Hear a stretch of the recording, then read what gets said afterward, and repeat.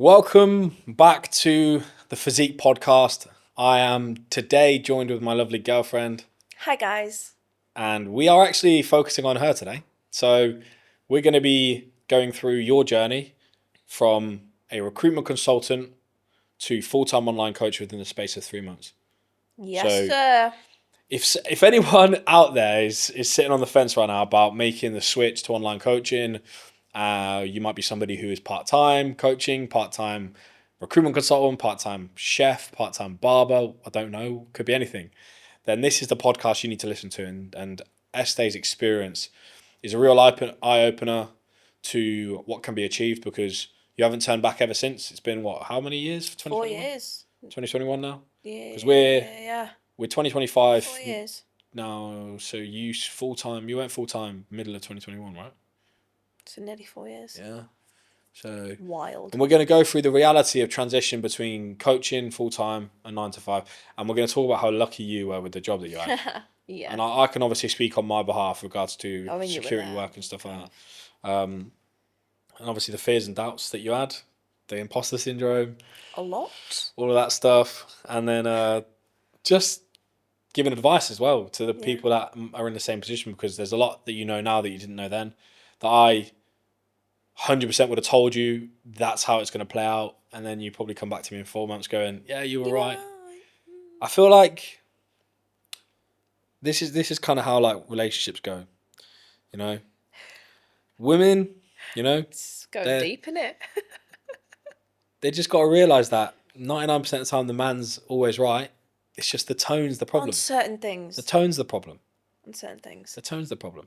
You know, 99% of the time we say correct. Right? When it comes to logical stuff, yeah. Yeah, because that's what you need, logical. And this is what you need. You need to apply logical thinking to this scenario. Okay? We need to think logically about your current transition between doing a 9 to 5 and then working as a coach. So take us back to your situation when you were working in recruitment. So you were in, where were you? Nottingham. Yeah. What was your life like at that point? So, bit of a background story. I'd literally just finished. So I graduated from uni in 2019. When was lockdown? Don't ask me. 2020. When was 2020. Lockdown? March 2020, I think. Yeah, so 2020 I finished my degree. And then I went into the world of work. I worked at a gym selling memberships. Then obviously COVID happened, didn't have a job. So then I literally... Okay, I want to really just focus on that because this is something that might just slip under the radar. So when were you first exposed to the gym environment? 2019? I mean, I was training before, but yeah. Yeah, so then, but this is what's important. We need to go this deep with it. You were first exposed to the gym. First exposed to the gym, like, properly. Like, in terms of me wanting to train in 2019. 2019. So there was 2 years between you becoming a coach and you training. Yeah. And that's really important that I want you to make a note of. If you're listening to this and you're being serious about making this switch, you need to look at the time frame. It doesn't happen overnight. Mm-mm. That process is really important because we're going to touch upon why that's important in a little bit of time. So continue. So yeah, and then obviously I didn't have a job, so I had to go temporarily back to my mum's until I found another job in Nottingham. Then found a job in recruitment. Now, this is very funny, but I was literally recruiting lorry drivers. Do I look like the kind of girl who wants to recruit overweight, skanky men to drive lorries? There's a market for that. No. There's a market for that. No, being a 5'2" girl in the transport life ain't the one. You could fit into a truck easy, get into some weird positions. No, ain't the one. It's a very hard job, but I was very good at it. How many times do you reckon you got hit on by the truck all the time? Yeah, see, they knew what's up. But it got me business because I can't knock them for trying because I've been there. Do you know what I mean? I dipped my toe. Dip more than my toe. You know what I mean? You're firmly in there. Can't blame the fuckers, man. Respect the hustle, man. It's dip nothing no more. Got to respect the hustle. So yeah, like that was my job. Like, to be fair, I was very good at it. It paid well. It paid a lot higher than what my housemates were earning, than what a lot of people like around me were earning. So for a graduate, that was quite a good job. But it was around the time that I started to meet Steve, and I remember we were quite long distance, to be fair. Like, I was in Nottingham. When we talking? Beginning of 2021? 2020. 2021.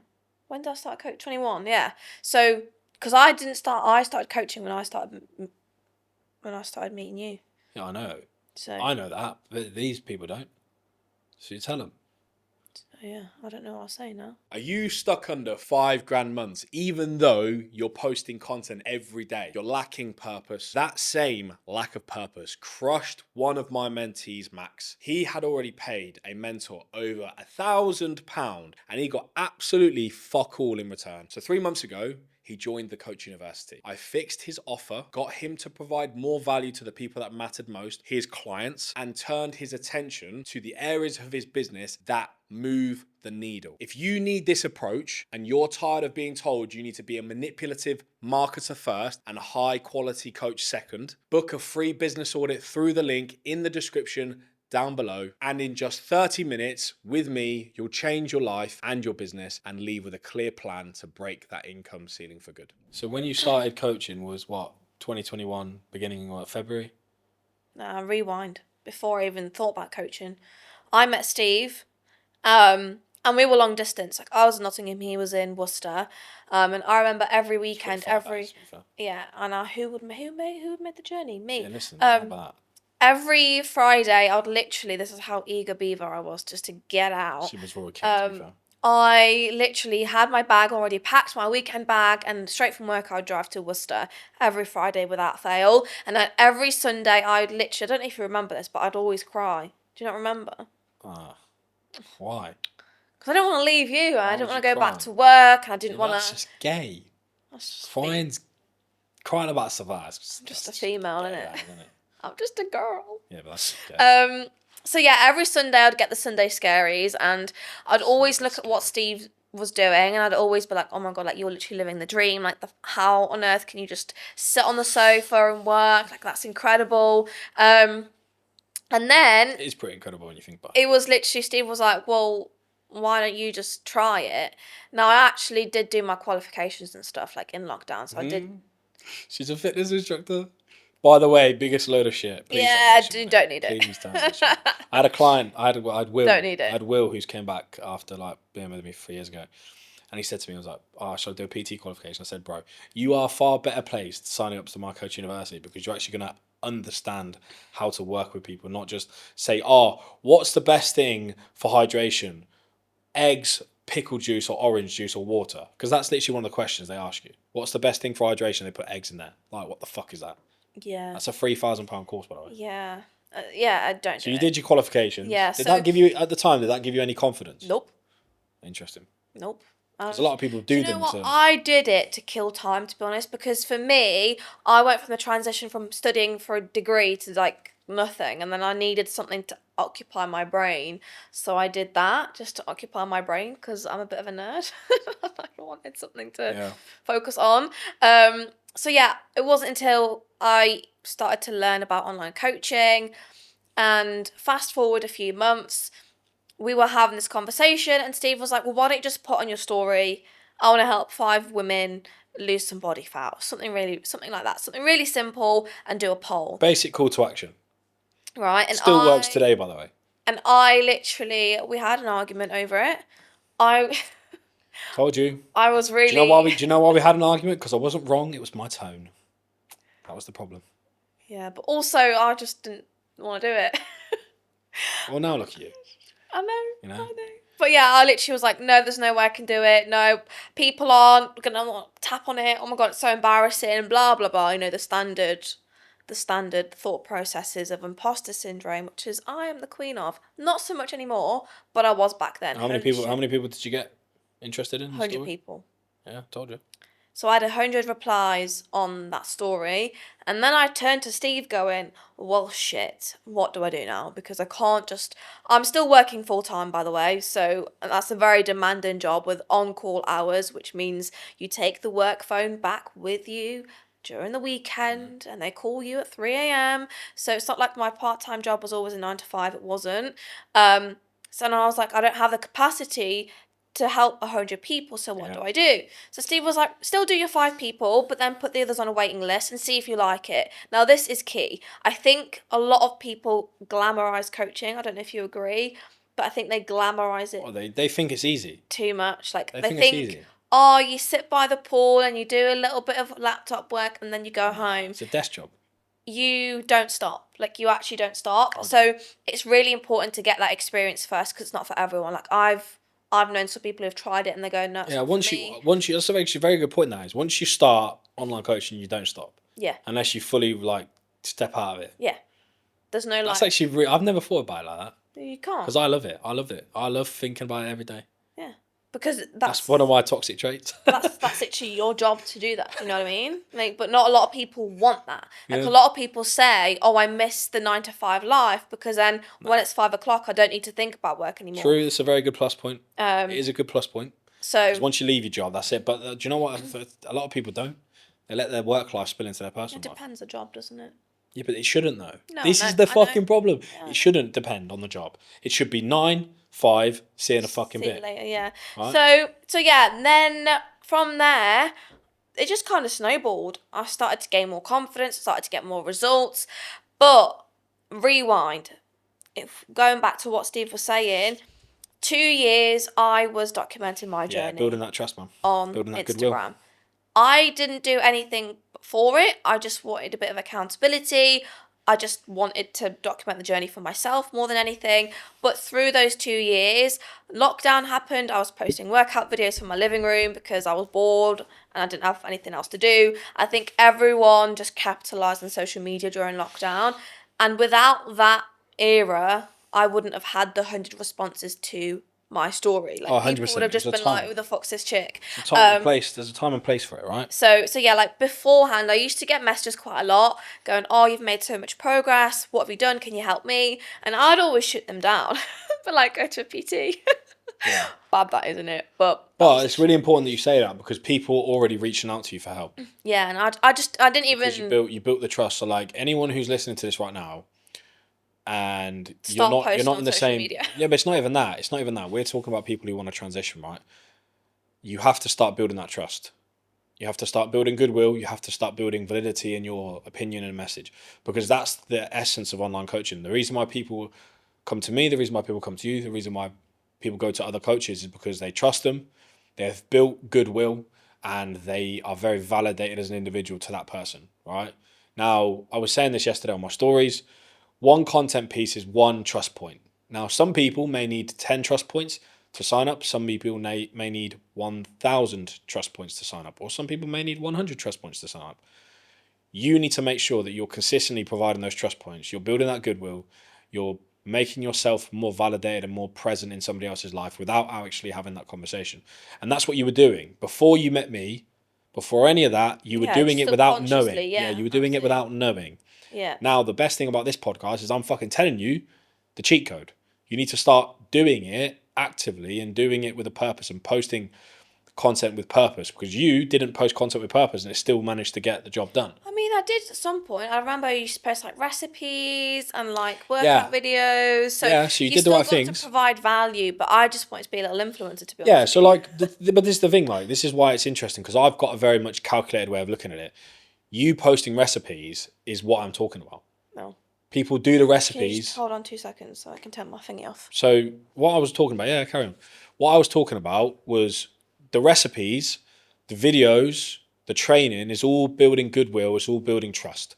Okay, because somebody does the recipe, they fucking cook it to perfection. They taste good. Then they go, oh, I trust what Aiste says. Yeah, that's true. That's building trust. It's just a different avenue, right? And again, this is where content strategies are really key when it comes to building your coaching brand because you need to do something that you can do all the time. You need to create content that you can be consistent with. Because if you don't and you spend far too much time on one video is not going to change your business. No. I've posted, 3,000 times on my Instagram? That's how long it takes. Yeah. You know, you probably coming up to 1,000, maybe more. Yeah, more. Do you know what I mean? That's how long it takes. You know, it's all about trust points. Now, regarding the moment that you realised, Leaving my job. yeah. So the moment you realised you wanted to pursue it full time, like, So this what was that transition phase? hard for me. And again, credit to you, Stephen, because without you, I would not have done it. Now I like a safety blanket. I like a situation. What if oh, I've got this just in case.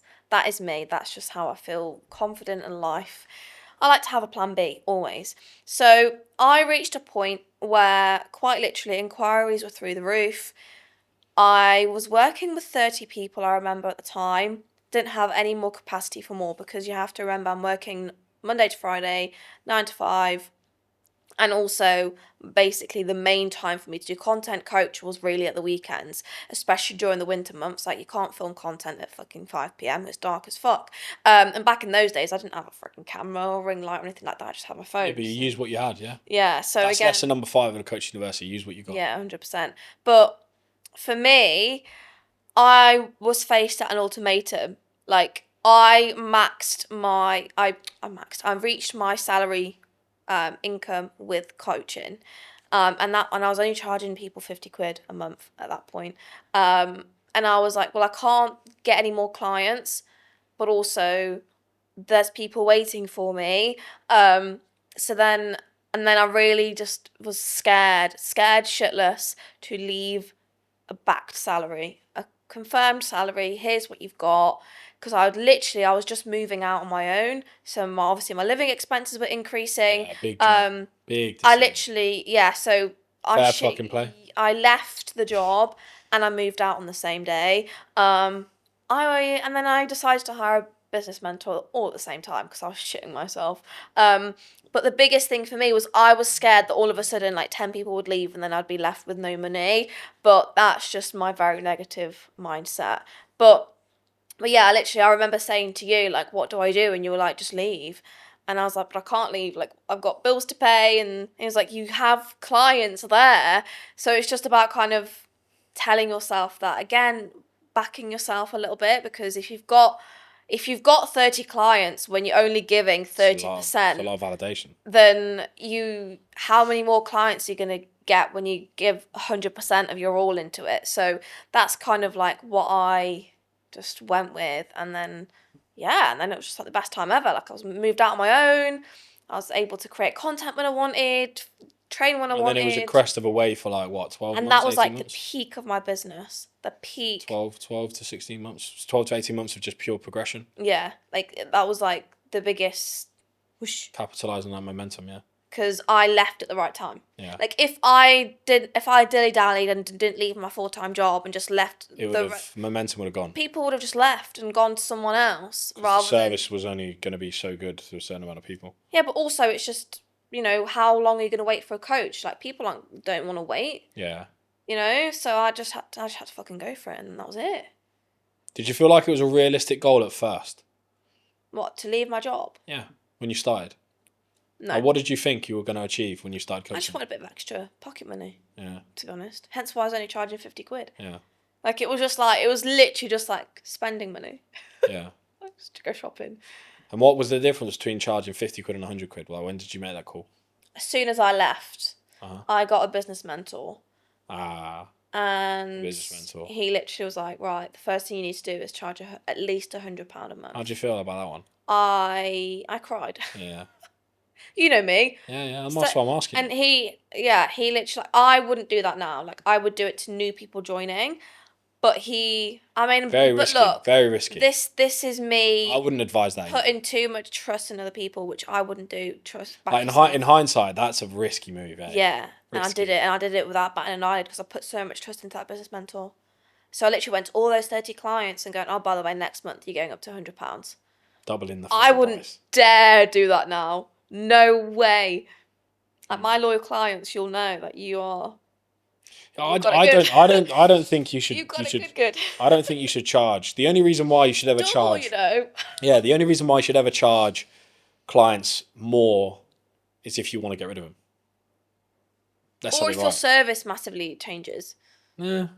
No, because if you start... Because I don't agree with, like, if I'm just giving you my opinion. No, because if you've got more overhead spending, like, the app price... Yeah, but this is what I'm saying to you, though. Like, this is where you reward loyalty. I agree with you. I do, like, but I'm just saying... The price point for certain people who come into your coaching business remains the same. 100%. What I'm saying is the reason why you would increase, and this is what I say to other mentees, is if somebody is causing you a lot of hassle and you don't mind losing them, then up your price and bring them to your current price point. Because this is the one thing I would say. Like a lot of mentees that I work with, they have a lot of clients that stress them out that aren't necessarily, in their opinion, ideal clients, right? So if you don't mind losing those handful of clients, which is in the position you were in, you wanted to keep all of those 30, right? You up the price point, because then it makes you putting up with them or whatever the fuck the situation is more. But yeah, in hindsight, what I would recommend doing is if you are wanting to increase your prices, just do it for new people that are joining, and just give the Don't bullshit. Give the loyalty stamp to the ones that are already with you. Don't bullshit. Don't bullshit either. A lot of people go, I'm raising my prices when they're not actually raising their prices. But yeah, like at that moment, I remember sending like the broadcast message, and I had 10 people leave me. And yeah, that's crazy. Well, I mean, look. That's why it was a bad. Can I just say, when you are starting out, and this was in the first 3 months, right? This was literally in the same fucking week. Yeah. Of me leaving. And somebody's advising you to increase your prices to your existing clients. To your existing clients who have showed faith in you as a startup company. Remember this. When you've got no validation. No validation, no trust, very little validation, very little proof of methodology, right? To then go, right, I want to double my price. Yeah. Shame on you. Shame on you, brother. That's fucked. Because overall, yes, you did make more money, but at the same time, it's not about that. It's about building your experience. It's about working with people for a long amount of time. Again, this is where you've got to be careful with who you hire as a business mentor, guys, because my business mentor only cared about money. Yeah, it was just money every fucking check-in, wasn't it? Money, how much money you can, how much money you can. And how many not what service you provide, and etc. How can we make the service a lot more streamlined so you're not having to spend as much time so we can make more money? That was like, and I didn't give a fuck about that. I just wanted to be a good coach. Yeah, that's how you should. You should always, first of all, be a good coach. Be a good coach, and then you can learn to market. Everything else just snowballs. If you're a good coach and you are literally a genuine person, like, people will buy into that. You don't need to be chasing every motherfucker who breathes in your way to go, oh, do you want coaching then? Like, you don't need to do that. But yeah, at that time, that's what I did. And I remember I was distraught. And that literally was in the same week of me leaving my full-time secure job, which, by the way, I was told I was going to get promotion, blah, blah, blah, blah. You were dangled the carrot, innit? Yeah, like, and then I literally... They loved you, to be fair. You took the piss, man. You literally... I remember the one time you said your car broke down when you didn't break down. They did not give a fuck. No. I was the only girl in the office. If I was in your position there and I did the exact same, it probably would have been a problem. But you were like, oh, sorry, my car broke down. The car never broke down. I can't get back from Worcester. The car never broke down. She just wanted to sleep in my bed for a couple more nights. You know what I mean? Like, absolute nonsense. Anyway, one thing I do want to ask you. Give me your top 5 actions or steps you take to set up an online coaching business. Give me a top 5. What's the most important? Are these people already posting on social media? I'm going to say, do you know what I'm going to say? I'm going to say, like, the organisation side of things. So what do you need? Obviously, communication, service delivery. What do you need? Well, what things do you need to think about?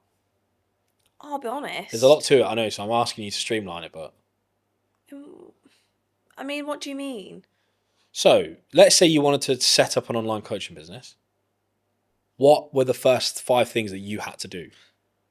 Like, for instance, fucking payment systems. You can't set up a coaching business without a payment system. Okay. Stuff like that. I mean, I did. I just got people to transfer me for the first. There we go. This is what I'm asking you. So, that one slipped my mind.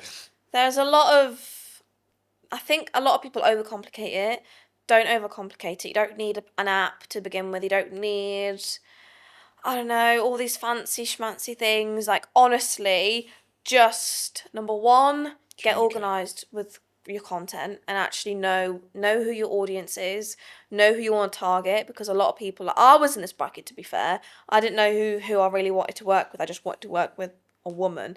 Not even that. I remember starting and I was like, oh, men and women, and then I realised the men was a bad idea. So get to know what you want first, and then organise your content. But again, don't overcomplicate content. It can literally just be you documenting your journey. How are you doing your own fat loss journey? How are you doing something else? What's another, like, what you want to keep it 5? I think that's good enough. I mean, that's good. I would add to that payment systems. Like, I would say eventually I feel like once you've got 10. Yeah, once you've got into the swing of things, because the last thing you want to do is rely on the goodwill of somebody else to keep transferring you, right? Once you have like a few locked in that are committed, you want that payment to be committed via financial investment. Yeah. I would also say making sure that you have a clear process with your check-ins and how you do them, your system delivery, your service delivery. So consistency is what builds a really good service, right? So you have to know how people are going to check in. You have to know how you're going to give that feedback, and you ultimately want to be consistent with that feedback. So if you set parameters for your online coaching service and your check-in system, you want to make sure that you're doing your best to have clients adhere to that. And then also you need to adhere to checking in swiftly, right? Because if you are working with 10 people, you have absolutely no excuse to not get back to them within the same day. No excuse, right? Let's say worst case scenario, they're checking on a Friday, you're working until 5 p.m. You make sure that you get back to them by 7 p.m. The first thing that you do when you get home is that you check in with every single person that's checked in on Friday, providing that you've got a job. Worst case scenario, you do Saturday check-ins. Saturday morning, yeah. Exactly. Right, so that's one thing that you have to look at. We're talking to people right now who have got full-time jobs, right? So let's put the time-consuming stuff regarding your business when you are most available. So that'll be Saturday and Sunday. So content creation Sunday, Saturday check-ins, or Saturday and Sunday check-ins, right? Do not convolute your working schedule with your 9 to 5 with your online coaching. Try and do them separately. So you're going to take consultation calls, take them past 7 p.m. when you are not working. Don't try and squeeze them in at lunchtime, because the last thing you want to be doing is alerting your fucking employees because you're in an office or you're somewhere having lunch and you're having a consult call. They're like, who the fuck are you? What are you trying to do? Do you know what I mean? Because word spreads quick in the UK in offices. They want to fucking tear you down just as quickly as they want to build you up. So, yeah. What advice would you give someone who's in a job right now that they want to get away with and use online coaching? What advice would you want to give them to take the leap? Just get more consistent in posting. So you think content's the way, yeah? 100%. Yeah. So learn how to be a content creator. No one's gonna give a flying fuck. Yeah. If you don't have an interest and you don't know whether you have an interest or not, then yeah, that's a little bit risky. Yeah. Because you can leave, but if no one really knows that you're actually a coach and that you actually do work with people, because I know so many people that say that they're a coach and they're actually just a title on an Instagram bio. Do you know what I think? Since setting up the coaching university, it's very alarming how many people chat shit. Yeah. Like, I will literally have consultation calls, and I'm not out in nothing, right? I'm not saying nothing about anybody. All I'm going to say to you is the people that come across the busiest sometimes aren't busy at all, right? To the point where they're coming to someone like me and saying, right, I need you to help me get more clients. And on the face of it, they look like they are busy, they've got everything figured out, when that's far from the truth. Now, one question that I wanted to ask you, and you've already kind of touched upon this. If you were to start again from scratch, what would you do differently?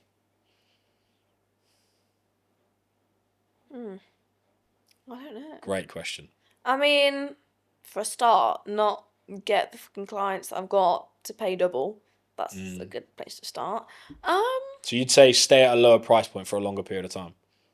Not even that. Just keep it as it is. Anyone new that joins, that's it. £100 you're starting off.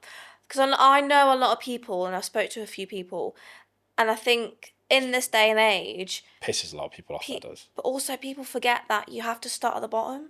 Yeah. Coach people for free. I remember coaching my mum, for fuck's sake, for free. My mum didn't really follow it. She didn't give a fuck, but she did it to support me. But like, a lot of people go, oh, I want to be a coach. Oh, here's my introduction, £100 offer. No one's paying you that. I'm sorry, but no one's paying you that. Nope. No one knows you. No one knows if you're a good coach. And £100 is a lot of money to a lot of people. So, you know, put your ego aside and actually, you know, understand that you have to get some experience first. Yep. Because I think a lot of people. Anyone who's currently doing a 9 to 5 and wants to get into coaching, just get in the field. Just get fishing. You need to be reaching out to friends and family and coaching them for free first. At least 20 people you need to be coaching for free. Friends and family, and then offer it out to people who are on your socials. So you want to make sure before you even charge anybody, and this isn't the quickest way that you can become an online coach, but this is the most long-term effective strategy. Most sustainable, I think. Most sustainable strategy is that you get experience under your belt where you'll really actually providing a methodology that is going to apply to real life people with real jobs who aren't actually going to be just doing what you say because they're financially committed. They're also just doing it because they want to better themselves. That is when you are going to create the best results. So if you can work with 20 people for free, I would ideally say you do that whilst you're doing your 9 to 5, because it gives you that option to still pick up a paycheck, right? And then learn how to be a coach, okay? Because that's the only way that you're going to be able to do this for a full-time job. Now, what would you say the most rewarding bit about full-time coaching has been for you? Just changing people's lives, to be honest. Yeah, it's pretty mega that. Like, Yeah, that's pretty mega that. There's nothing else to really say. Like, you are literally a tool that's helped people unlock their full potential, and I think that's just ain't no 9 to 5 giving you that. No. Nah, it's different gravy, that. Zero. Yeah. Just can't be it. Like the fulfillment that you get, and I've there's layers to it. Like there's taking. It just makes you feel like you've got a purpose in life. I know that's really cringe, but nah, but like I mean, even with the business mentoring that I do is a step above. Like fuck me. Oh yeah, like, 100%. When somebody comes to me, I get goosebumps. When somebody comes to me and says, "Oh, I've got like 10 clients this month," and like they followed my strategies, and I'm like, "Fuck." Yeah, and they had like 0 before. That's fucking cool, man. Yeah. And like when you take somebody who's like got 20 clients to like 60 clients, they've tripled their income. It's like, fuck, that's pretty cool, man. And like, it's all because of your advice and your guidance. It's fucking, I mean, even with you, like, obviously I'm pretty hard on you most of the time, but to see where you've come from and to see the level that you've managed to achieve from literally meeting me and being a recruitment consultant is fucking amazing. And that's probably, if I didn't do such a good job with you, I know you had a mentor and blah, blah, blah, blah, blah. But the reality is you listen to a lot of what I said. Yeah, but I also learned from you. Like, I'm a little sponge, okay? Being around Steve, I'm soaking shit up. Like, how I'm programming, what I'm saying on my check-ins. Like, unfortunately, if you've never been in the fitness space and like you just like to train, then you might not know how to coach because it's very different. Yeah. You need to be around somebody or getting information from somebody who does, whether it's a friend, whether it's a coaching, a mentoring service, whether it's the Coach University, like a subscription. Like, you need something that gives you a bit more of an idea. Otherwise, you're just going to be like, I know some coaches, like I've had some clients that come to me saying, oh, they've had coaches that just read what they've put in their check-in, and that's it. They don't give any advice, any what to do next week. Like, you can't do that. Like, I'm sorry, but the market's too saturated. You're there to be accountable to. The market's too saturated for you to just read what the clients put in their check-in. Like, they know what they've put in their check-in. You need to know how to digest that information and what actions to take to help that individual. Otherwise, it's not going to go very well for you. It's all about, coaching comes down to one thing: solving people's problems.